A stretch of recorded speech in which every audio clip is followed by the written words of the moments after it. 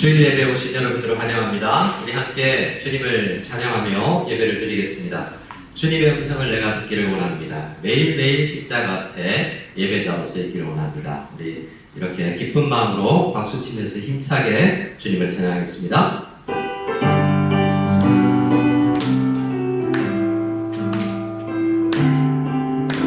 주의 음성을 내가 들으니, 주의 음성을 내가 들으니 사랑한단 말일세.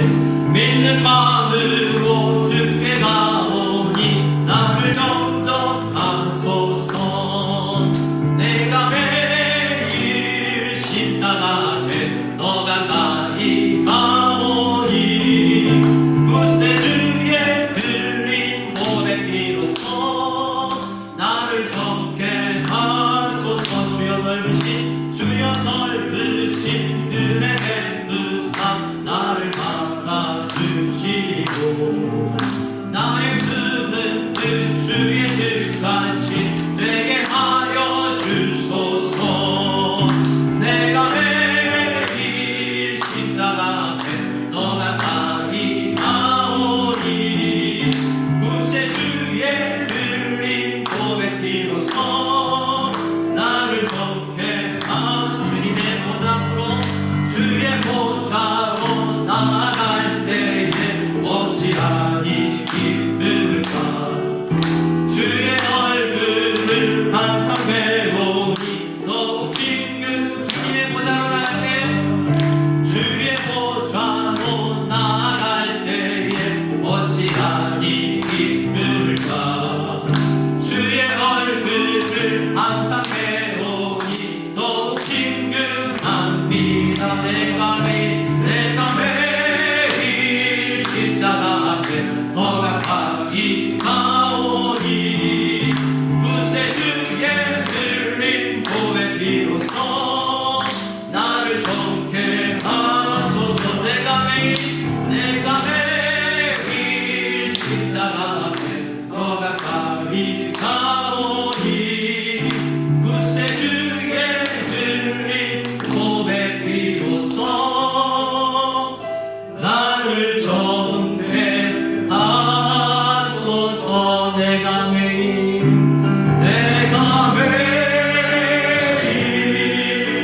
십자가 앞에 더 가까이 나오니 구세주의 흘린 고백 비로소 나를 정케 하. 내가 매일 십자가 앞에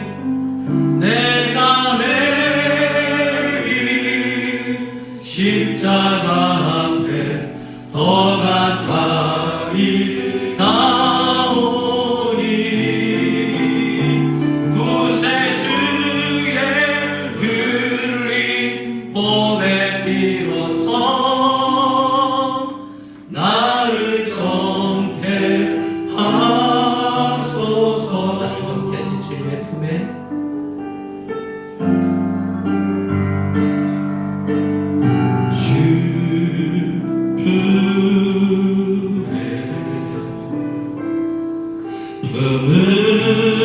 품으소서.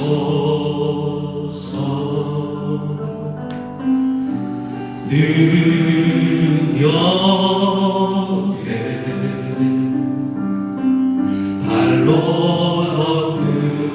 덮으소. 다시 한번 주님 품에 주 품에 나를 품어주시옵소서.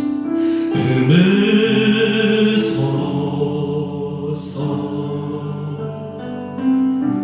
능력에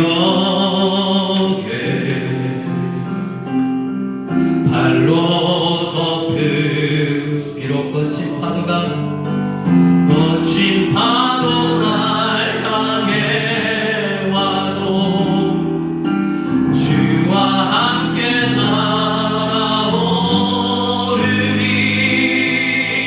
폭풍 가운데 나의 영혼 잠잠하게 주를 보고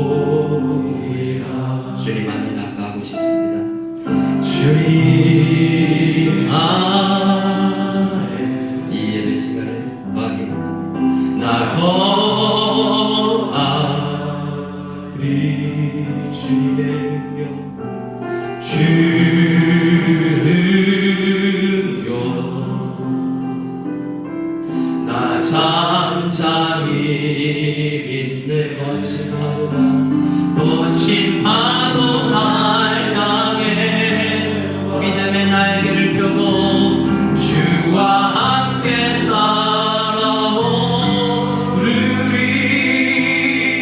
폭풍 가운데 나의 영혼 잠잠하게 주를 보리라. 거친 파도 날 향해 와도 주와 함께 날아오르리. 폭풍 가운데 나의 영혼 잠잠하게 주를 보리라.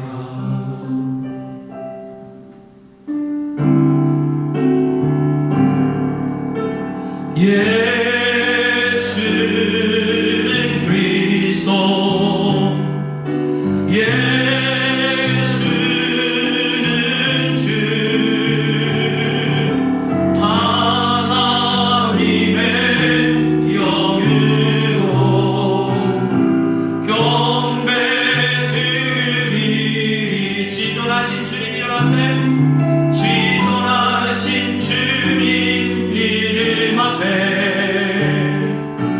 모든 무릎 꿇고 다 경배해. 거룩하신 주님 보좌 앞에 엎드려 절하세. 예수는 그리스도, 예수는 주, 하나님의 영으로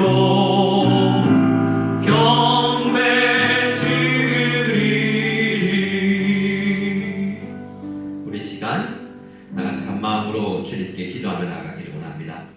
예수님은 모든 세상의 주인이시요 우리 죄인들을 자기의 피값으로 구원하신 우리의 창조주시요 우리의 구속주이니 이 시간 우리가 주님을 생각하며 우리에게 일어나는 감격으로 주님을 찬양하고 우리의 간절한 소원으로 우리의 약함을 도우소서 말씀하여 주시옵소서 간절히 기도하며 예배하며 나가야 되겠습니다. 이 시간에 다같이 우리 한 목소리로 이 예배 시간에 내가 진정한 예배자가 되기를 원합니다. 내 영혼과 몸이 깨어 주님께 집중되는 시간 되게 도와주시옵소서. 은혜를 더해 주시옵소서. 우리 다같이 한 목소리로 기도하며 나가겠습니다. 기도하겠습니다. 하나님 아버지 감사합니다. 주님이 아침에 주께서 우리를 부르시고 주님 앞에 나와주시고 우리 안에 주님이 되었습니다. 주님의 감사 보내주시옵소서. 하나님께서 감사해 주시옵소서. 그 노래가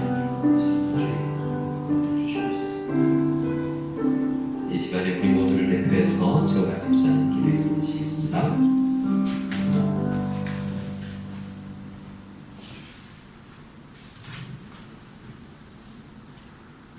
천지 만물을 창조하시고 오늘도 보존하시며 통치하시는 우리 주 하나님을 찬양하고 경배합니다. 아담의 죄악으로 하나님을 떠나 죄 가운데 죽었던 우리를 독생자 예수 그리스도의 십자가 죽음과 부활을 통해 다시 살리시고 그 놀라운 복음을 믿는 자들로 다시 죽음에 이르지 않고 주님과 동행하는 영원한 삶을 허락하신 그 위대한 사랑에 또한 무한 감사드립니다. 이제 우리가 주님과 연합한 자로서 주님의 영광을 나타내며 주님 기뻐하시는 삶을 살기 원하나 우리는 날마다 마주치는 세상의 유혹과 시련에 넘어지곤 합니다. 보혜사 성령께서 항상 우리 마음에 계셔 연약한 우리를 도우시는 줄 믿사오니 주여 우리가 죄악 가운데 넘어지지 않도록 늘 붙잡아 주시고 고난 가운데 은혜를 강구하는 우리 기도에 응답하여 주시옵소서.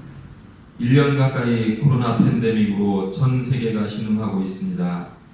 수많은 사상자가 발생했고 무너진 일상 가운데 모두가 지쳐가고 있지만 언제 코로나가 종식될지 누구도 확신할 수 없는 상황입니다. 자비하신 주님, 우리 모두가 예전의 일상으로 하루빨리 회복되기를 간절히 원합니다. 하지만 먼저 주님께서 이 고난을 통해 우리를 깨우치고자 하시는 바가 무엇인지를 우리로 알게 하옵소서. 교만함으로 하나님의 영광을 가리지 않게 하시고 누구나 하나님의 살아계심을 고백하고 경외하게 하옵소서. 새로운 모임 장소를 허락해 주시니 정말 감사드립니다.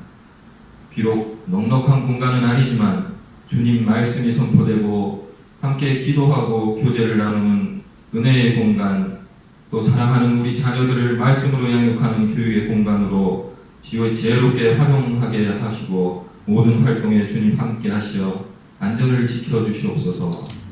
코로나 영향으로 대면 예배가 제약을 받는 상황이 길어지고 있습니다. 하루빨리 온전한 예배가 회복될 수 있도록 주님 인도하여 주시옵소서. 이 시간 특별히 청빙을 받아 새로운 사역지로 가시게 되는 장우영 목사님을 위해 기도합니다. 주님 항상 동행하시어 그곳 생활에 속히 적응하게 하시고 목사님과 사모님 영육이 강건하게 늘 지켜주시옵소서. 그곳에서 말씀을 전하실 때 듣는 자들로 놀라운 주님의 사랑을 깨닫고 감격을 누리는 축복이 있게 하옵소서. 대학 진학을 위해 부모님의 품을 떠나 한국으로 출국하는 자녀들이 있습니다. 늘 동행하시는 주님을 만나는 은혜를 주시고 그 품 안에서 외롭지 않게 늘 지켜주시옵소서. 질병이나 경제적 문제 등 고난 가운데 주님께 간구하는 성도들의 기도에 응답해 주시고 마주한 현실이 힘들고 두려울지라도 고난 후에 기다릴 주님의 은혜를 소망하며 능히 이길 수 있는 담대한 믿음을 허락하여 주시옵소서. 우리를 말씀으로 양육하시는 목사님과 강도사님 늘 건강 지켜주시고 그 입술을 통해 말씀이 선포될 때 성령께서 역사하시어 우리로 말씀을 깨닫는 은혜가 있게 하시고 받은 은혜를 나눔으로 이 땅에 하나님의 나라가 확장되게 하옵소서. 오늘 드려지는 모든 예배 주님 홀로 영광 받아 주실 줄 믿사오며 이 모든 말씀 우리 주 예수 그리스도의 이름으로 기도하옵나이다.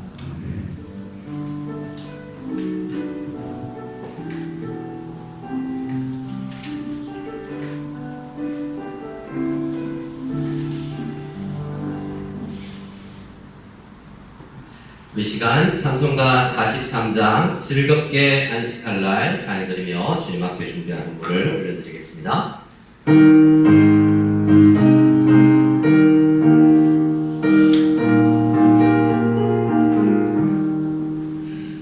즐겁게 안식할 날 반갑고 좋은 날 내 마음을 변케하니 즐겁고 기쁜 날 이 날에 전함한 미 다보좌 앞에서 잠드신 삼위일체 다 찬송 부르네. 이 날에 하늘에서 새 양식 내리네. 성회로 모이라고 종소리 울리네. 소금의 맑은 빛을 온 세상 비치며 또 영생 물이 흘러 시원케 하시네.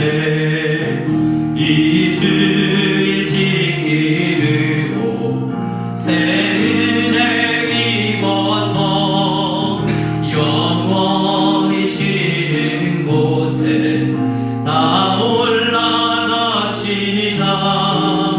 성부께 찬미하고 성자와 또 성령 참되신 삼위일체 다 찬송 부르세. 아멘. 함께 봉헌기도 올려드리겠습니다. 하나님 아버지 감사합니다. 우리가 함께 예배 드릴 수 있게 해주시니 감사합니다. 찬양의 가사는 성회로 모이며 이 주일날 함께 모여서 보좌 앞에 주님 앞에 나아가는 심정으로 공동체가 함께 모이는 것을 소망하여 찬양하지만 실제로는 각 가정에서 인터넷으로 참여해야 하는 상황입니다. 주님께서 은혜를 더해 주셔서 이 찬양의 가사처럼 온 교회가 한 자리에 모여서 주님을 찬양하고 감격하여 입맞추어 교제할 수 있는 친밀한 악수와 품을 수 있는 은혜, 그 강건함과 풍성함이 우리 교회 가운데 넘칠 수 있도록 주여 도우시고 인도하여 주시옵소서. 예배를 드리기 위하여서 몸과 마음을 준비하고 이 주일을 중심으로 온 일주일을 생각하며 조율하여 살아가는 우리 성도들을 축복해 주시고 이 주일날 은혜를 입고 하나님께서 주신 것을 다시 주님께 돌려드리며 이 모든 것이 주님의 것이라 표현하는 이 모든 성도님들 위해 축복을 다해 주시고 정말 주님께서 꿈꾸시는 그 교회를 이루어갈 수 있는 우리들 되게 도와주시며 한 주간의 삶에서 승리할 수 있는 축복이 우리 예배와 우리 기도와 우리의 눈물드림 속에 넘치게 하여 주시옵소서. 예배를 드리는 모든 영혼들마다 주께서 놀라운 은혜로 함께하여 주시기를 간절히 소원하고 우리 구주 예수 그리스도의 이름으로 축복하며 기도드려옵나이다. 아멘. 우리 앞뒤 좌우로 함께 인사했으면 좋겠습니다. 예수님의 이름으로 축복합니다. 예수님의 이름으로 축복합니다. 교회 소식 몇 가지 알려드리겠습니다. 우리 장 선생님께서는 청빙을 받으셔서 이번 주일이 우리 공동체에서 함께 드리는 마지막 주일 예배가 될 것 같은데요. 설교 이후에 앞으로 나오셔서 인사하시고 우리가 축복하고 기도하는 그런 시간을 가졌으면 좋겠습니다. 나머지 광고는 우리 구역장님들을 통해서 전달받은 광고사항으로 확인해 주시고요. 남성 구역을 재편성하고 있습니다. 아주 조금 움직임이 있을 텐데요. 우리 가족분들께서는 또 본인도 마음을 준비하고 기도하셔서 우리 남성 구역 2월 초에 시작할 때 적극적인 참여와 또 풍성한 교세가 있기를 간절히 바랍니다. 준비해 주시고 기도해 주시면 감사하겠습니다. 우리 함께 하나님의 말씀을 읽을 텐데요. 우리 하나님의 말씀 함께 찾겠습니다. 창세기 12장입니다. 창세기 12장 2절 3절 말씀입니다. 창세기 12장 2절과 3절 찾으셨으면 우리 한 목소리로 같이 읽겠습니다. 내가 너로 큰 민족을 이루고 내게 복을 주어 내 이름을 창대하게 하니 너는 복이 될지라. 너를 축복하는 자에게는 내가 복을 내리고 너를 저주하는 자에게는 내가 저주하리니 땅의 모든 족속이 너로 말미암아 복을 얻을 것이라 하신지라. 아멘. 우리는 2011년을 시작하면서 교회를 생각하면서 말씀을 전하고 있습니다. 교회를 생각하는 것은 비단 목회자나 선교사나 교회 중직자들만 생각해야 될 것이 아니라 우리 자신이 교회이기 때문에 우리가 누구인지를 아는 것이기 때문에 교회가 무엇인가, 교회가 무엇을 해야 하는가를 어떻게 교회가 되었는가 이것을 우리가 묵상하는 것은 우리 성도님들에게 굉장히 중요한 일입니다. 그래서 오늘 말씀을 통해서도 우리가 교회라는 사실을 다시 확인하면서 어떻게 살아가야 될지를 확인할 수 있기를 바랍니다. 교회라고 하면 우리는 흔히 건물을 떠올립니다. 무슨 교회 엄청 크더라. 어디 교회를 갔더니 지하실에 있더라. 이렇게 건물을 떠올릴까 합니다. 하지만 중국 교회가 요즘에 오히려 더 성경적으로 표현하는 것은 예배당이라고 표현해요. 한국에서는 요즘은 무슨 예배당이라는 표현을 잘 찾을 수 없고 늘 교회당 아래 그냥 교회라고 되어 있어서 건물이 교회다라고 생각하기 쉽게 만드는 것 같습니다. 근데 우리는 어떻습니까? 요즘 우리는 교회를 뭐라고 부르죠? 센터라고, 센터. 무석 한국인 문화센터. 여기는 어떤 의미에서 그냥 센터이기도 해요. 센터라는 건물인데 교회가 모이는 거죠. 그래서 우리는 교회를 어떤 의미에서 센터라고 부르는 것을, 교회 건물을 그렇게 부르는 것을 우리 교회됨이 어떠한 것인지를 생각하는 것을 도울 수도 있습니다. 중국 안에서 어떤 교회들은 호텔을 빌려서 예배를 드리죠. 그 교회는 그러면 어떤 호텔이 교회인가? 그 호텔에 교회가 주일날 모이는 거죠. 우리는 1년에 한두 번씩 야외에 나가서 모입니다. 그러면 그 야외 장소가 교회의 당은 아니지만 그곳에 교회가 모이게 된 거죠. 그래서 우리는 교회가 어떠한 것인가 라는 것을 어떤 면에서 장소를 떠나서 생각할 수 있는 상황이기 때문에 교회를 일부분 더 잘 이해할 수 있게 된 환경이어서 감사하긴 합니다. 교회는 얼마 전 제가 설교를 전하면서 이렇게 불렀죠. 제가 PPT로도 준비를 했지만 교회는 하나님의 부르심을 받은 하나님의 백성들입니다. 그런데 또한 부름받아서 모인 백성들일 뿐만 아니라 세상으로 보냄을 받은 그리스도의 제자들의 모임이라고 했습니다. 그래서 중요한 것은 사람이에요. 하나님께서 부르셨고 또 부르시고 난 다음에 보내실 것이기 때문에 보내심 받으면 또 교회가 아닌가 하면 보내신 장소에서도 우리는 여전히 교회예요. 근데 우리는 모인 장소를 주로 교회라고 생각하기 쉬운데 그것도 중요한 의미가 있지만 우리 사람이 하나님 앞에 부르심을 받은 사람이 교회라고 생각하면 흩어져 있을 때도 여전히 교회라는 생각을 할 수가 있습니다. 구원받은 사람들의 모임이라고만 생각할 수도 있어요. 건물이라는 것에서 조금 더 나아진 거지만 나는 구원받았다. 나는 교회야 라고 생각하지만 내 한 사람을 중심으로 교회라고 생각하기 쉽습니다. 앞서 드린 말씀처럼 지난주에 계속 말씀드린 것처럼 나 한 사람도 교회지만 교회를 생각할 때 특별히 공동체를 생각해야 됩니다. 내 옆에 앉아있는 사람을 생각하지 않고 교회를 생각할 수가 없는 거예요.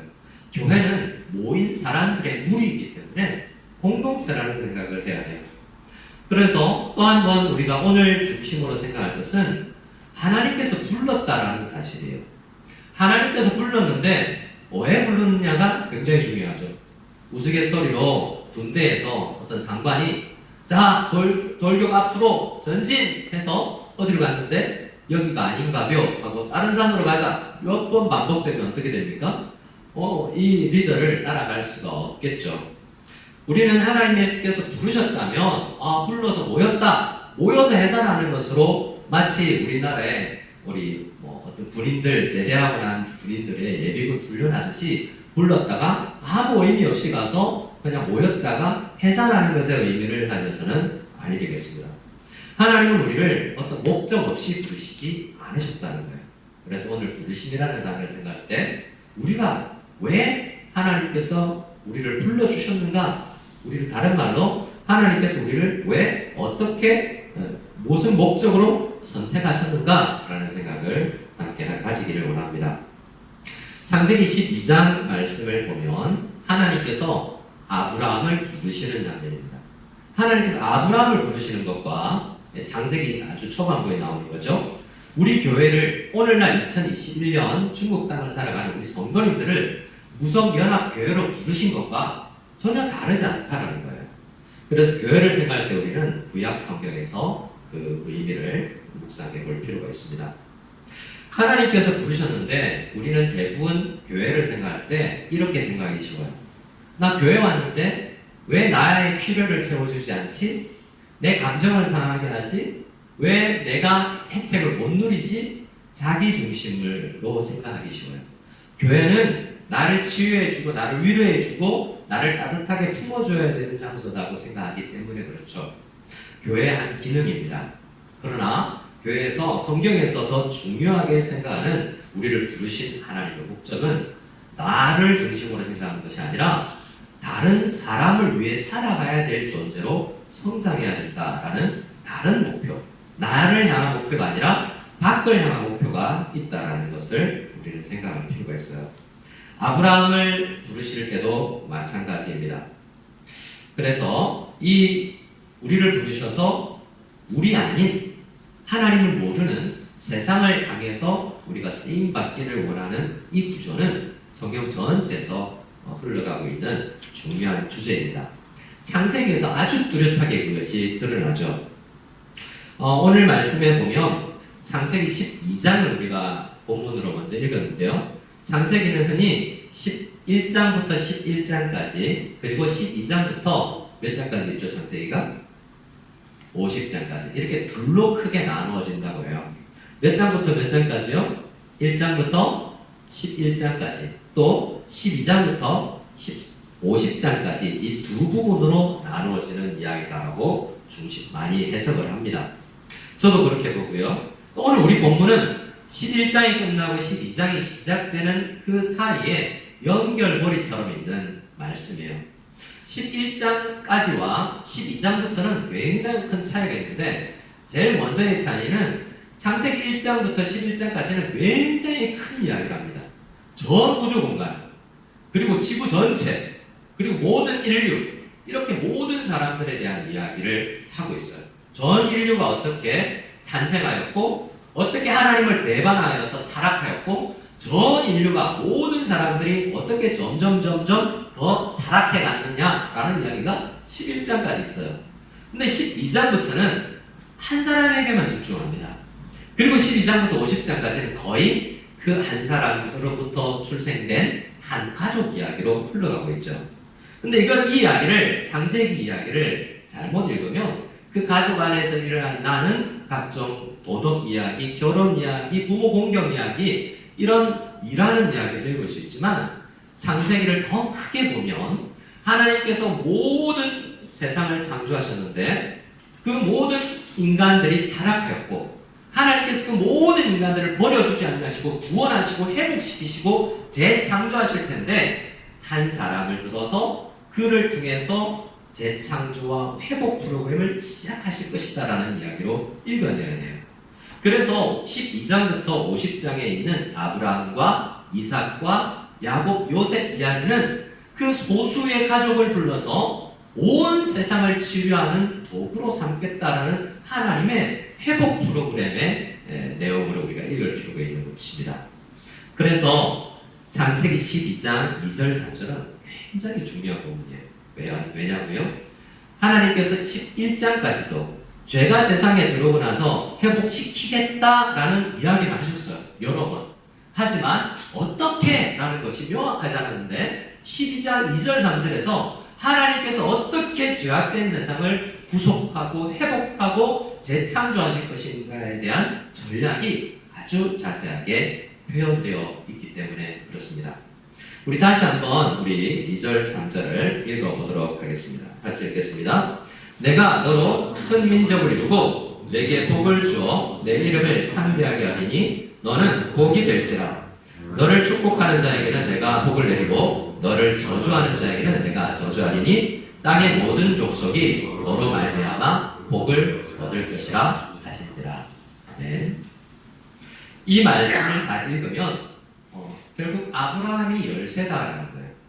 아브라함이 이 모든 아브라함을 제외한 모든 사람이 복받고 저주받고의 열쇠는 아브라함 한 사람에게 달려있다라는 것처럼 이야기가 됩니다. 마찬가지로 오늘날도 볼품없는 우리 교회를 부르셔서 교회를 통하지 않으면 세상이 죄에서 구원받을 수 없다라는 이야기예요. 하나님께서 연약한 우리를 불러서 우리 교회를 불러서 복의 통로로 쓰시겠다는 거예요. 우리를 통하지 않으면 복을 받을 수 없다는 거죠. 세상 사람들은 교회 가지 않고서도 복 받을 수 있고 저주를 피할 수 있고 라고 생각을 합니다. 얼마 전 제가 찐눈에 이 새벽 시간에 걸어봤더니 어떤 사람이 중국어로 된 불경을 크게 틀고 찐눈 광장을 돌고 있더라고요. 약간 도전받았어요. 저 사람은 불경을 틀고 찐눈을 돌고 있는데 나는 찬송가 틀고 돌아야 되나? 라는 생각을 했어요. 불경을 외우고 부적을 달고 어떤 집 앞에 큰 글씨를 써붙이고 하는 이유가 뭡니까? 저주받고 싶지 않다는 거예요. 근데 교회를 통하지 않냐고 그 어디를 가도 하나님은 복을 주지 않으시겠다라고 말씀하시는 거예요. 이 아브라함의 약속을 통해서 말이죠. 하나님은 아브라함에게 말합니다. 너는 복이 되었지라. 너를 통해서 복을 내가 전하겠다. 내가 세상을 복주는 다른 말로 죄에서 구원받는 그 길을 너를 통해서 내가 만들겠다라고 말씀하시고 있어요. 이 아브라함에게 주신 약속을 잘 살펴보면 크게 세 가지 요소가 있는 것을 보게 됩니다. 첫째 요소를 보면 하나님의 구원 계획이 펼쳐지는데요. 크게 이 첫 번째 요소를 두 가지로 나눠서 설명할 수 있습니다. 첫 번째 단계는 말씀을 보면 하나님께서 먼저 아브라함에게 축복을 주신다라고 이야기하고 있어요. 후손과 땅을 주면서 또 다른 축복들을 주시면서 아브라함을 강한 나라로 먼저 만들겠다고 이야기하고 있습니다. 그래서 이 말씀을 바로 생각해 보면 교회가 연약하지만 하나님께로부터 받을 수 있는 사람을 붙여주시는 축복, 하나님께서 주시는 땅을 주시는 축복처럼 하나님께서 영역을 우리에게 주시지 않고 우리를 강대하게 만드시지 않으면 우리가 하나님 나라의 일을 축복의 기능을, 축복을 흘려보내는 기능을 할 수 없다는 거예요. 하나님께서 우리를 통하여서 일하실 텐데 그 첫 번째 단계는 우리를 복 주시는 것이고 또한 우리를 하나님의 강한 나라로 만드시는 거예요. 그래서 교회도 강한 나라가 하나님의 복으로 형성되고 빚어져 나가야 됩니다. 두 번째 단계는 아브라함이 모든 큰 나라가 되어서 앞서 말씀드린 것처럼 큰 나라가 되어서 다른 나라들을, 나머지 나라들을, 아브라함을 제외한 모든 나라들을 복주는 중개자로 내가 또한 만들겠다라는 계획까지 포함되어 있는 거예요. 그리고 이 말씀을 자세히 보면 아브라함의 선택의 목적이 결국 앞서 한 이야기 첫 번째 요소와 마찬가지지만 두 번째 요소로 한번 생각할 주제는 아브라함이 선교를 위해서 아브라함을 부르신다는 거예요.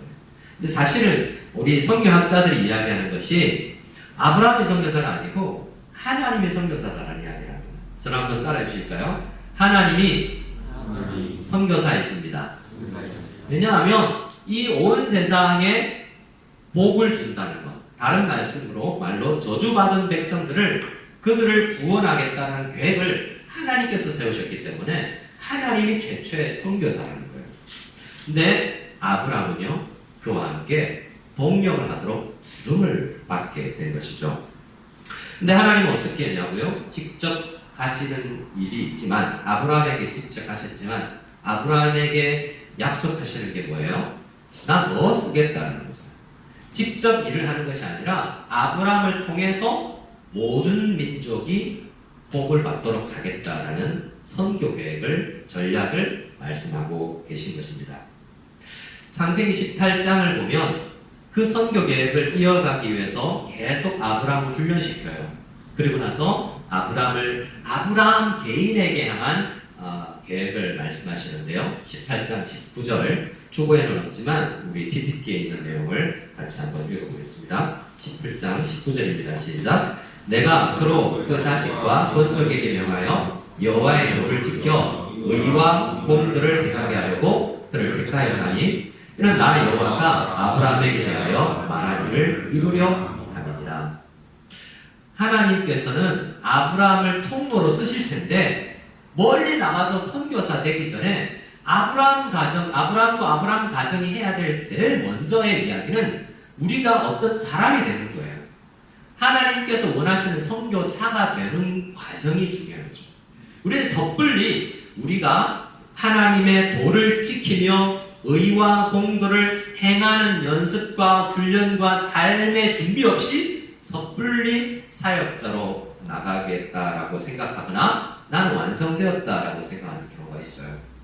하지만 중요한 것은 예수님께서도 말씀하셨지만 너희가 나가서 어떤 일을 하는 것보다 교회가 어떤 존재가 되는지, 교회의 사이가 우리 모든 교우들이 서로의 관계가 어떻게 되는 것 자체가 오히려 선교다라고 이야기해요.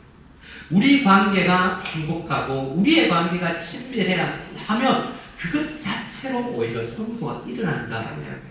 아브라함도 마찬가지여서 아브라함은 어디를 가서 선교한 적이 별로 없습니다.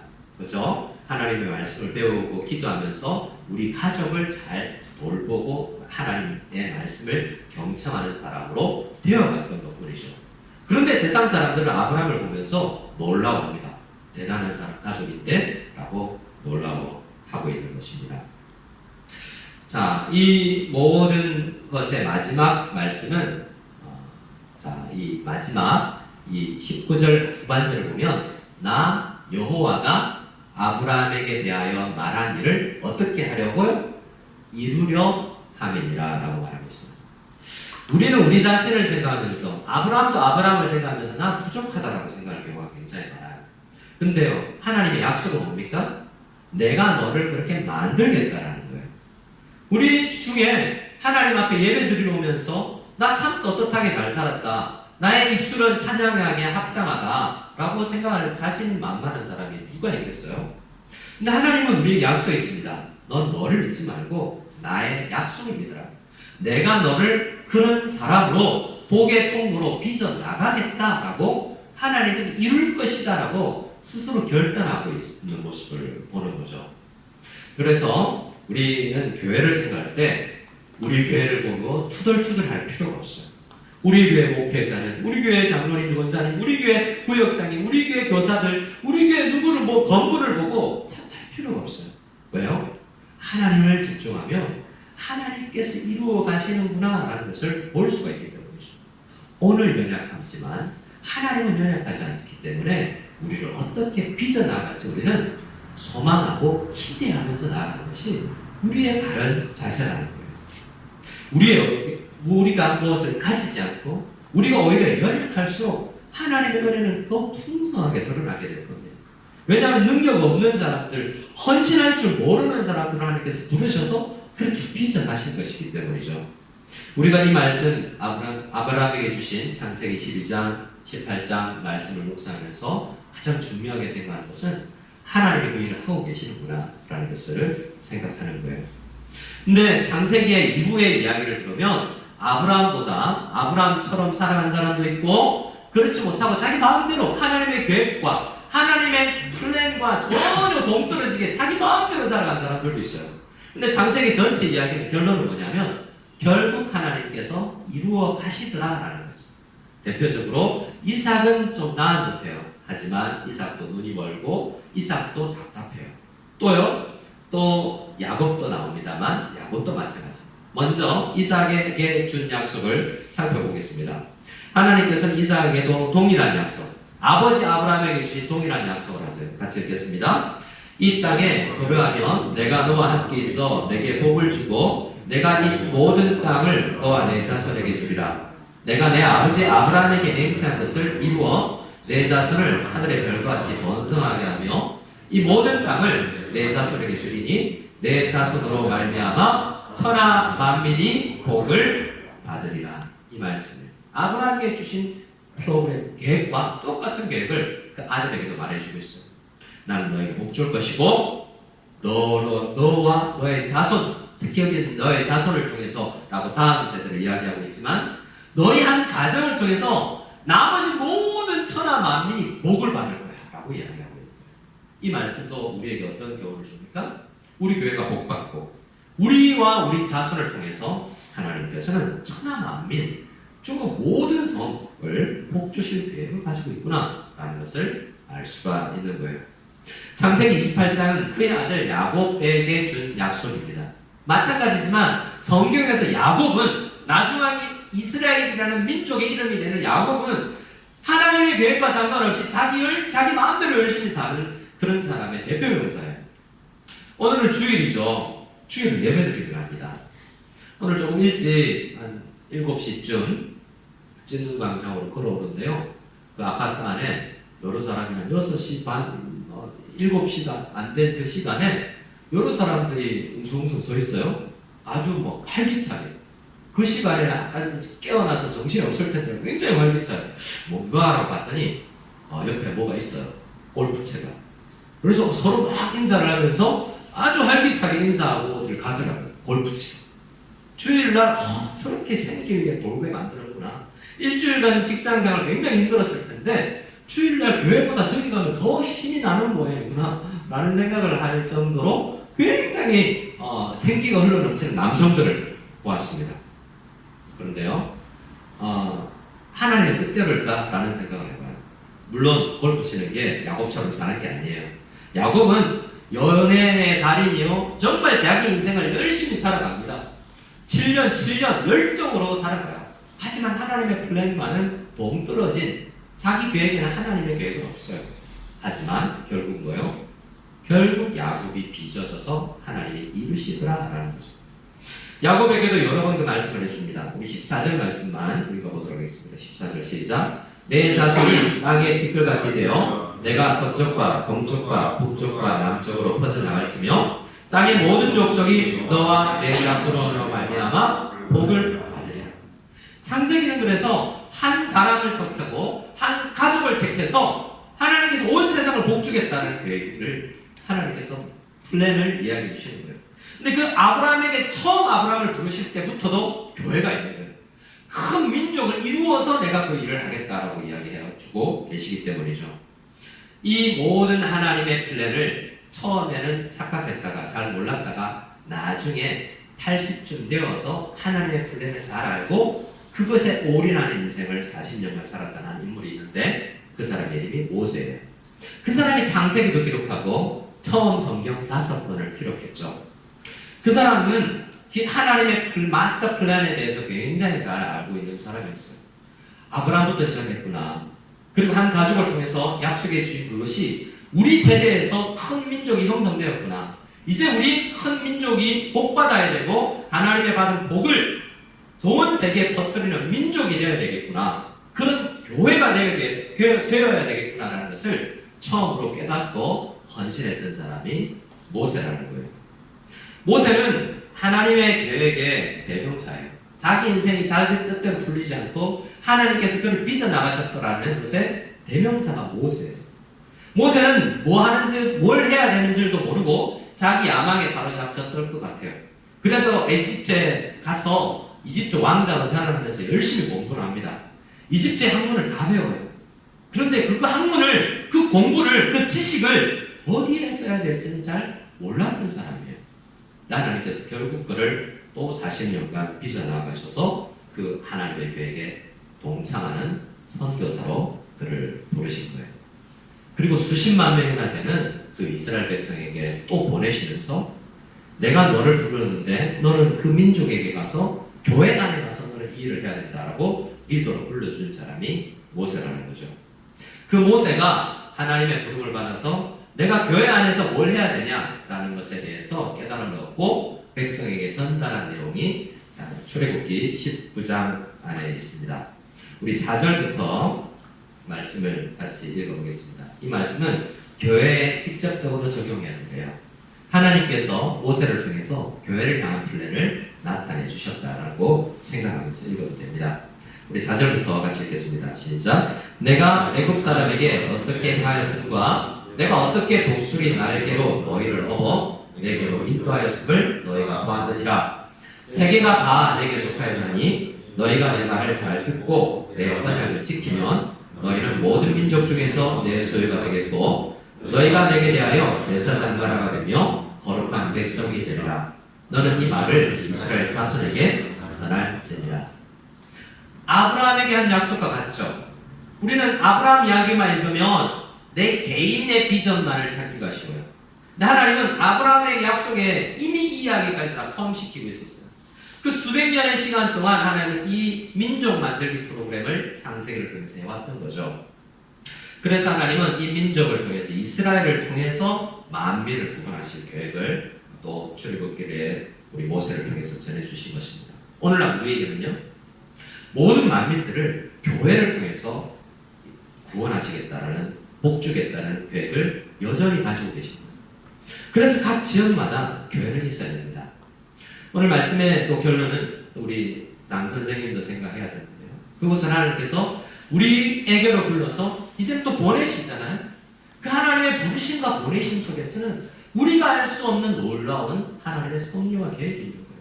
그곳에서 하나님의 백성이 있을 텐데 그곳으로 보내셔서 그곳에서 하나님의 일을 시켜서 그 교회를 통해서 세상을 복주는 일을 하실 것이고, 오늘 우리 교회에 저를 부르시고 우리 성도님들을 부르시고 인터넷 앞에서 오늘 예배를 드리시는 TV와 핸드폰 앞에서 말씀을 들으시는 우리 성도님들을 무섭다고 부르셔서 사람을 만드셔서 복주는 통로로 우리를 쓰시겠다라고 이야기하고 있는 거예요. 오늘 이 말씀에서 자주 들으셨겠고 다 아는 내용이기도 하겠지만 세 단어를 중심으로 말씀을 전하고 마무리하겠습니다. 우선 세 단어를 말씀하기 전에 세계가 5절 말씀에 온 세계가 다 하나님 거다라는 생각을 우선 할 필요가 있다는 거예요. 창세기 이야기잖아요. 하나님께서 창조하셨어요. 큰 이야기예요. 근데 성경을 보면 한 사람, 한 가족, 한 민족 이야기에 집중되는 것 같잖아요. 하지만 전 세계를 포함하고 있는 이야기예요. 우리는 우리 교회의 현안에 대해서 생각할 수 있겠지만 하나님은 우리를 통해서 전 세계를 복 주신 일을 하고 계시다는 생각을 분명히 해야 되는 겁니다. 모든 세계가 하나님께 속하였지만 첫 번째 단어, 이 단어는 우리에게 굉장히 소중합니다. 저를 한번 따라해 주시기 바랍니다. 내 소유가 되겠고, 하나님의 특별한 소유가 된다는 거예요. 자, 모든 건 하나님 거죠. 마이크도 하나님 거고, 탁자도 하나님 것이고, 악기도 하나님 것이고, 이 지구상에 있는 모든 것은 하나님 거예요. 그런데 이스라엘 백성을 부르시면서, 우리를 부르면서 너희는 나의 특별한 스페셜한 내 소유다라고 이야기하고 있습니다. 완전히 아직 특별하다고 이야기하지 않고 특별한 소유처럼 되어갈 것이다라고 이야기하고 있습니다. 우리가 특별한 것은 우리가 메신저이기 때문에 그래요. 여러분, 우편 배달부가, 택배 배달부가 물건을 보내면 물건이 중요하지 그 배달부가 중요하진 않잖아요. 그 배달부가 거짓말장이거나 그 배달부가 안 씻어서 냄새가 나는 것이 그렇게 중요하잖아요. 그가 배달한 메시지가 물건이 나에게 오면 되는 거예요. 그러면 끝나는 거예요. 우리도 마찬가지여서 우리 자체는 귀하잖아요. 우리는 거짓말장이고 우리는 연약하고 우리는 때로는 추악해요. 하지만 연약한 우리를 통해서 쓰시겠다는데 특별한 소유라고 불러요.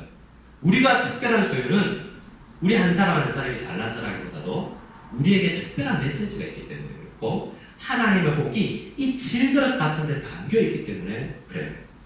우리가 그것을 잘 전달하면 되는 겁니다. 물론 특별한 소유가 되면서 아무렇게나 살아야 되는 건 아니에요. 마지막에 우리가 이 특별한 소유가 되어서 특별한 소유로서의 메시지를 어떻게 전할 것인지의 내용도 이 두 번째, 세 번째 단어 안에 포함되어 있는데요. 이 말씀 속에서 우리는 우리 말씀 속에서 우리의 정체성을 바로 가져야 됩니다. 제일 첫 번째 우리가 생각해야 될 정체성은 뭐라고요? 우리는 하나님의 특별한 소유구나. 모든 것이 하나님의 것이지만 특별한 소유구나라는 것을 생각해야 된다라는 것입니다. 나머지 두 단어는 우리가 특별한 소유로서의 하나님의 그 정체성을 어떻게 구현할 것인가에 대한 내용인데요. 두 번째는 제사장이라는 단어입니다. 자, 제사장 나라가 되어야 된다고 이야기하고 있죠. 이스라엘 전체가 제사장 나라가 되어야 된다고 이야기해요. 생각해 볼 것은 이스라엘 안에는 이 모세의 형님인 아론이라는 제사장이 있어요. 그 가문만 제사장이에요. 그런데 온 백성을 향해서 제사장 제도가 세워지기 전에 이미 너희는 제사장 나라라고 먼저 말씀해 주신 거죠. 그러니까 이 이야기는 무슨 이야기예요? 앞으로 제사장 제도를 줄 텐데 그 제사장 제도를 잘 살펴보고 너희 모든 성도들이 어떤 존재가 되기를 힘써야 되는지를 생각해라는 거죠. 그러니까 아론만 제사장이 아니고 모든 이스라엘이 다 제사장 나라라는 거예요.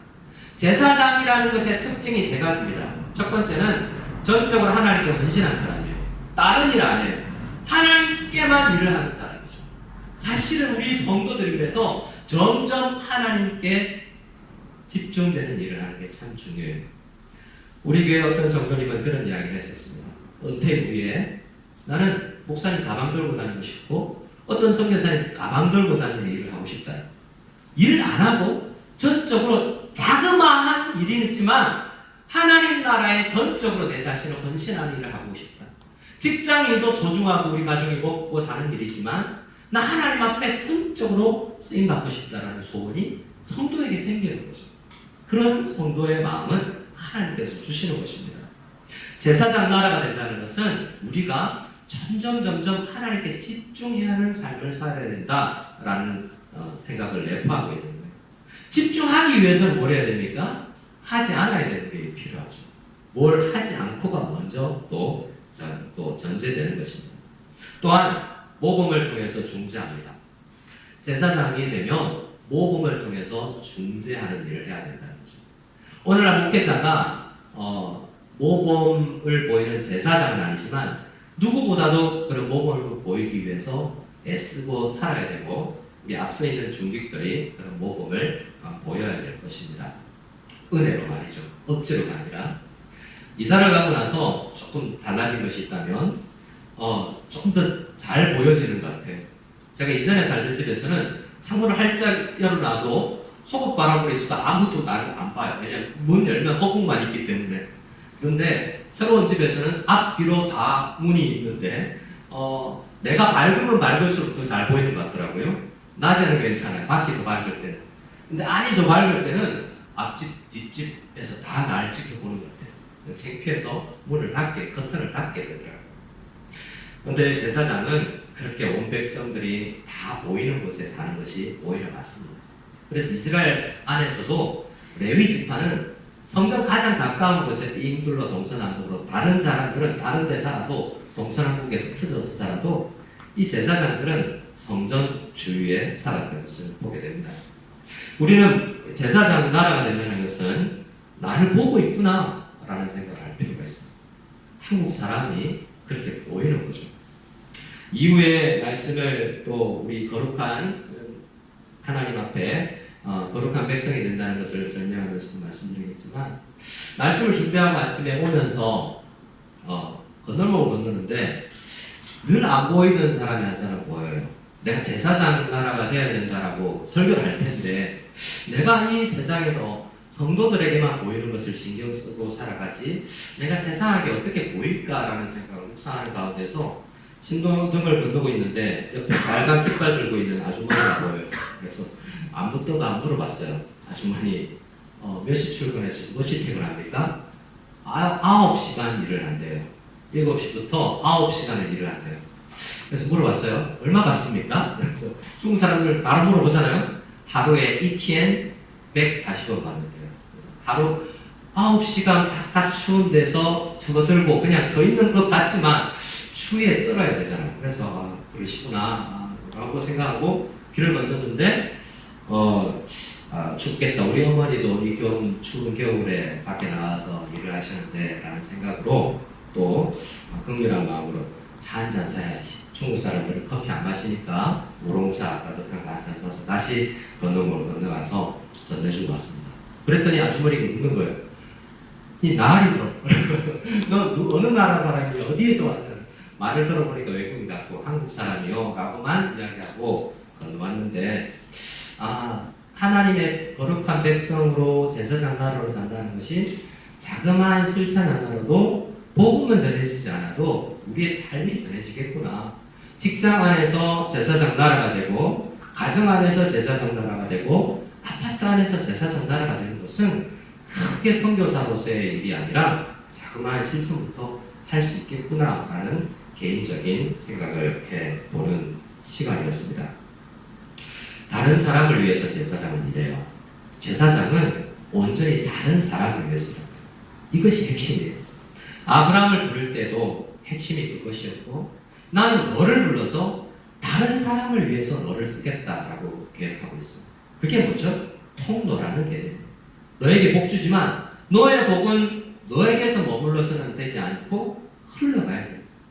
그것이 우리 직원들에게 우리의 학교의 친구들에게 어떻게든 흘러가야 돼요. 최근에 어떤 중고등부 학생이 그렇게 이야기하는 걸 들었어요. 공부했던 노트를 다 PDF로 만들어서 친구들하고 나눴대요. 참 잘했다. 내가 열심히 공부해서 나누는 거지. 말씀을 공부하는 것은 그렇지.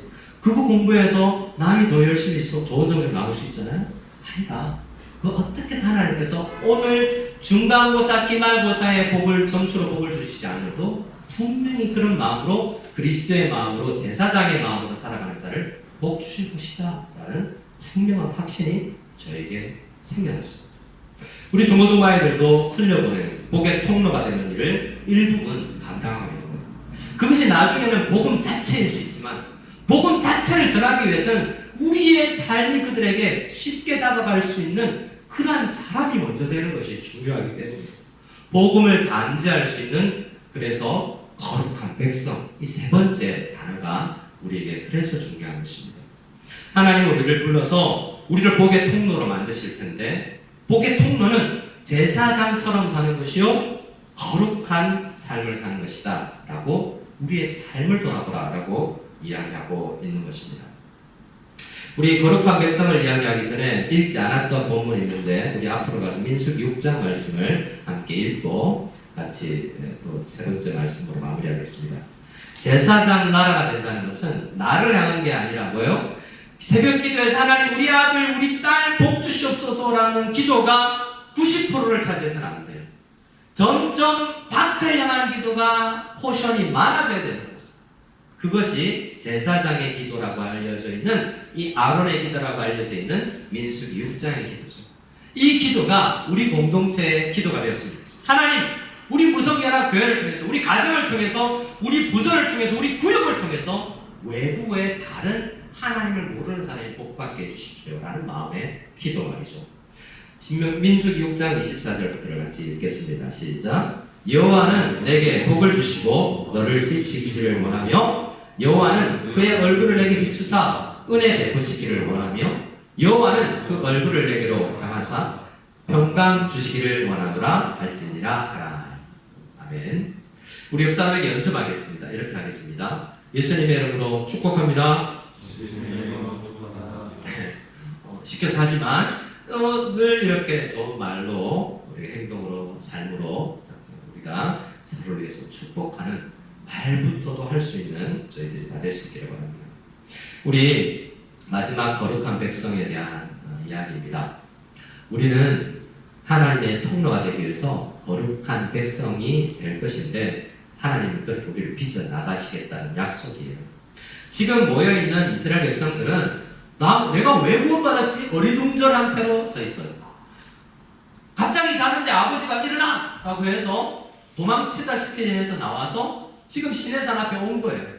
뭘 해야 되는지 모르고 열심히 살아왔는데 지금 산 앞에 온 거죠. 이것은 마치 내가 고등학교를 졸업해서 어떤 대학을 가는데 내가 왜 이렇게 달려왔지? 잘 모르겠는 거죠. 내가 왜 대학을 졸업했지? 내가 왜 이렇게 열심히 일하고 있지? 정말 하나님께서 나를 위해서 뭘 하기를 원하시지? 잘 모르는 채로 엉거주춤 서 있는 자세의 사람들에게 하나님께서 말씀하시는 거예요. 너 거룩한 백성으로 내가 너를 빚겠다. 그들은 400년 동안 대대로 최근 대대로 종살이를 해왔기 때문에 종의 습성이 많은 사람들 아니에요. 근데 그 사람들에게 전혀 어울리지 않는 단어 세 가지. 특별한 소유, 제사장 나라, 그리고 거룩한 백성이라는 단어를 주시면서 내가 너희를 그렇게 만들겠다라고 약속하고 있는 장면이지 않습니까? 저는 존 더햄이라는 우리 이 출애굽기를 해석한 분의 글을 인용해 왔습니다. 제가 읽어드리겠습니다. 이스라엘은 성별된 민족이 되어야 하고 그들이 누구이고 무엇이 되고 있는지 곧 하나님의 언약 관계가 어떻게 한 민족의 삶을 바꾸는지를 세상에 보여주는 전시 백성, 진열품이 됨으로써 다른 민족들과 구별되어야 한다라고 말하겠습니다. 이 존 더햄이라는 학자의 단어 중에서 제일 중요한 단어가 뭐냐면 이 단어, 저를 한번 따라해 주시겠습니까? 전시 백성. 전시 백성이 뭐냐면 더 편하게 이야기하면 쇼윈도 안에 있는 마네킹이라는 거예요. 어떤 거요? 구매 욕구를 일으키도록 디스플레이 되어 있는 거 말이죠. 세상이 앞으로 지금 이스라엘을 보면 종살이 하는 사람의 모습이 그대로지만 하나님께서 우리를 빚어 나가실 텐데 멋진 워킹을 하는 모델로 우리를 만드시겠다. 마네킹은 아니에요. 우리를 멋진 모델로 만드시겠다는 거예요. 그것이 그 학자가 이야기하는 전시 백성, 디스플레이 피플이라. 하나님은 우리를 먼저 부르셨지만 우리에게 그치지 않고 하나님은 우리를 통해서 전 민족과 우리 모든 세계를 복주시려는 플랜을 가지고 계신데 우리가 매력 있는 민족이 되고 매력 있는 교회가 되어서 다른 민족들이 우리를 보고 호감을 가지어서 복음을 받아들이는 그러한 계획을 하나님께서 세우셨다는 거죠. 그래서 지금은 우리가 볼품 없지만 점점 하나님의 백성들에게는 하나님께서 우리를 빚어나가시는 과정을 거치게 하시면서 결국 그런 민족이 되게 된다라는 이야기가 출애굽기에 나와 있는 내용이에요. 우리가 거룩한 백성이 되기 위해서 신경 써야 될 다양한 일들이 있습니다. 그것이 율법으로만 주어졌다고 생각하고 찜으로만 주어졌다고 생각하면 굉장히 훈련하기 힘든 내용이에요. 그런데 하나님께서 우리를 부르셔서 넌 특별해, 너는 진짜 내가 너를 사랑해 라고 이야기해 주는 백성이 되었다면 그 하나님의 특별한 사람을 날마다 만나는 사람이라면 나 좀 더 잘하고 싶은 그런 마음이 들지 않겠습니까? 그런 마음으로 훈련해야 되는 영역들이 레위기, 민수기, 신명기 안에 넘쳐나고 있는 거예요. 우리가 신경 써야 되는 내용들이 특별히 레위기 안에 많이 있는데 이런 영역들이에요. 제가 읽어드립니다. 우리가 신경 써야 될 영역, 가족 관계 안에 서로 존중하는 연습. 이건 거룩한 삶을 연습하는 것 중에 하나예요.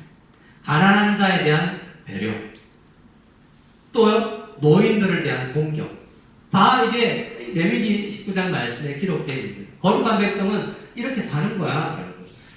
난민에 대한 관심, 난민 기사를 읽고 흘려보내는 게 아니라 그들에 대한 관심, 공정한 경제활동, 대인관계 속에서 각종 회사 안에서 교회 안에서의 대인관계, 정의로운 사법 절차를 위해서 기도하는 것, 이웃과의 안전, 그리고 성적인 부분, 그리고 사람 아닌 피조 세계를 향한 그런 관심과 돌봄. 그래서 우리는 어떤 분이 그러더라고요. 분리수거 안 해도 되는 데서 분리수거 하는 대로 갔군요. 힘드시겠어요? 그런 거 아니에요. 조금 더 억지로라도 돌봄을 하는 연습을 할 수 있는 거죠. 우리는 세상을 돌보는 그런 영역을, 각종 영역을 통해서 거룩을 배웁니다. 그래서 이 거룩을 연습하고 나서 우리는 결국 어떻게 돼요? 이 복을 더 잘 흘려줄 수 있는 존재가 되는 거죠. 성경은 이 이야기로 넘쳐나고 있다는 생각을 여러분들에게 전합니다. 우리 마지막 구절을 읽고 우리 축복하고 우리 마치도록 하겠습니다. 마지막 읽으실 성경 구절은 이사야서 42장입니다. 이 모든 이야기를 담아서 이사야 선지자에게도 동일한 메시지를 전하고 있는 거죠. 우리 이사야서 42장 6절 말씀 같이 읽겠습니다. 시작. 나 여호와가 의로 너를 불렀은즉 내가 내 손을 잡아 너를 보호하며 너를 세워 백성의 언약과 이방의 빛이 되게 하리니. 이사야서는 이야기합니다. 일어나라, 빛을 보라. 그러기 전에 내가 부름을 받았다는 사실을 생각하고 또 보냄을 받았다는 생각을 하면서 내가 복의 통로구나 라는 생각을 이사야뿐만 아니라 모세뿐만 아니라 우리 모든 이스라엘 백성들이 해야 됨을 우리가 결단하는 이 시간이 되었으면 좋겠습니다. 마지막 사진 한 장 보고 마치겠습니다. 디스플레이 피플이라는 이야기를 하면서요, 제가 그냥 생각나서 같이 아침에 잠시 조정해서 넣은 건데요. 최근에 그런 기사를 봤어요. 조두순이라는 나쁜 사람이 탈옥이 아니죠. 감옥에서 나오면서 출소를 하면서 패딩을 입고 나오는데 특정 브랜드를 이용해서 아이땡이라는 이 아웃도어 브랜드예요. 근데 이게 입고 나서 막 누리꾼들이 저 불매운동까지는 아니지만 어제 샀는데 오늘 찢어버렸다 뭐 이런 이야기까지 인터넷에 막 돌아다녔어요. 그런데 제가 알기로 그 동일한 브랜드의 모델이 박보검이었어요. 그래서 몇 년 전에, 아직까지인지는 모르겠습니다. 늘 뭐 계약 기간이 있을 테니까 몇 년 전에 박보검이 그 브랜드의 모델이었다. 그래서 그 기사를 읽었는데 초유명 연예인을 등장시켜 판매 전략으로 세운 IN 기관에 대해서 이야기했습니다. 이게 하나님의 전략과 일맥상통합니다. 어떤 사람이 되면 저거 찢어버려야지 라고 싶은 생각이 들지만 어떤 사람이 되냐에 따라서 사고 싶다라는 생각을 가질 수 있게 되는 거죠. 구매력을 높이는 거죠. 복음에 대한 구매력이라고도 할 수 있습니다. 하나님은 우리를 부르셨어요. 우리를 모델로 만드실 것이고 우리를 통해서 복음이 매력 있게 다가갈 수 있도록 하실 것입니다.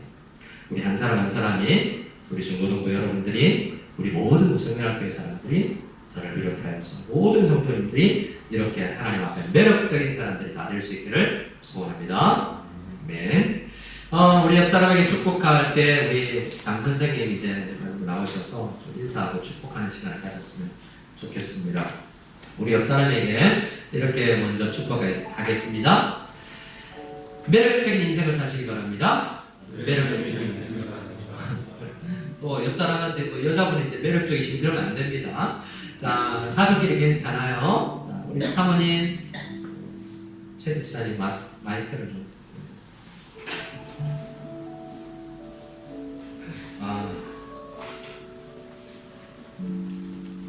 보이시나요? 조금 더 가까이 보입니까? 더 이렇게 지난 인사하시죠. 우리 장 선생님 할 말씀 많겠지만 여러분들에게 인터넷으로 짧게 인사를 드리겠습니다.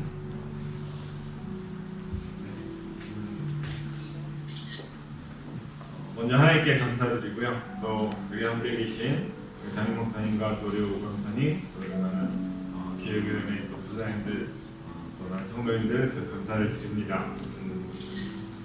저도 갑작스럽게 어쨌든 청빙 소개를 받고 우리가 함께 이제 뭐 한 달 조금 됐습니다. 그래서 급하게 이사도 가게 되었고요.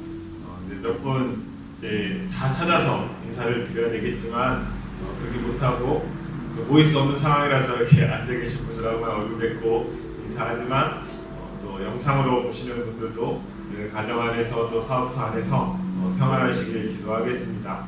만난 몇 번 분들이 교제하면서 개인적으로 잘 되신 일이시죠? 이렇게 질문하실 때 뭐가 잘된 일일까라고 고민을 좀 해봤습니다. 단순히 부목사에서 담임 목사로 가는 게 잘된 것이라고 이제 생각하시는 경우들이 좀 많긴 한데 그게 잘된 일일까라고 저는 그렇게 생각하진 않지만 제가 잘된 일이라고 생각하면 하나님 좀 설교에서도 말씀하셨지만 하나님께서 부르셨고 또 부르시는 곳에서 사역할 수 있는 게 잘된 일이지 않을까라고 생각을 합니다. 참 오랜만에 정장을 입었습니다. 근데 그래서 신분을 좀 숨기고 있었던 시간들이 있었는데 그쪽에 가면 이제 자유롭게 할 수 있다라는 잘된 점이 또 있습니다. 근데 또 한 가지 기도를 부탁드릴 것은 그 교회가 지금 이제 인간을 받았지만 이제 코로나 춘절 전후로 해서 지금 모임 금지가 그저께 됐다고 하더라고요. 그래서 일주일에 한 번 모이는 것도 지금 모임이 어려워져서 이제 어떻게 예배를 또 드려야 될까라는 고민이 있습니다. 그래서 기도해 주셨으면 좋겠고요. 가서 또 그 성도들 잘 아우르고 또 함께 지어져가는 성전이 될 수 있도록 기도해 주시면 좋겠습니다. 네, 저도 앞으로 또 교회를 구성연합 교회를 위해서 우리 중고등부 또 다른 교육부를 위해서 열심히 기도하도록 하겠습니다. 네, 감사합니다. 축복하는 시간을 가졌으면 좋겠습니다. 여러분, 오늘 모세의 글을 읽었지 않습니까? 모세가 훌륭한 지도자였지만 그 백성들을 이끌어 나아가는 것은 참 쉽지 않았습니다. 어떤 단체나 마찬가지죠. 모세 한 사람에게 그 중압감을 준 게 아니라 아시다시피 아론과 훌 함께 기도할 수 있는 사람을 줬죠. 몇 살 형이기 때문에 저는 모세 형처럼 아론처럼 기도해 줄 수 있는 사람이 되었으면 참 좋겠다는 생각이 들고 우리 교회도 한주에 있는 그 교회보다 형입니다.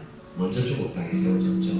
그래서 우리가 파송하고 우리가 그곳에서 위에서 기도하는 그러한 서로가 상생하고 올라오는 그래서 함께 있는 그곳에서 하나님의 나라를 확장하는 귀한 쓰임을 받는 모두가 되었으면 좋겠습니다. 우리 함께 축복하면서 우리 인터넷이지만 저 카메라를 통해서 우리 모든 성도님들의 그 축복이 우리 장 목사님에게 넘치기를 소원하고 우리 모두를 축복하고 장 목사님 가정을 축복하는 마음으로 함께 찬양하겠습니다. 당신은 하나님의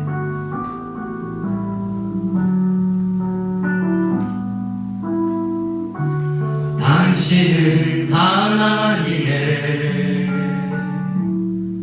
언약 안에 있는 축복의 통로 아멘. 당신을 통하여서 열방이 주께 돌아오게 되리 당신은 하나님의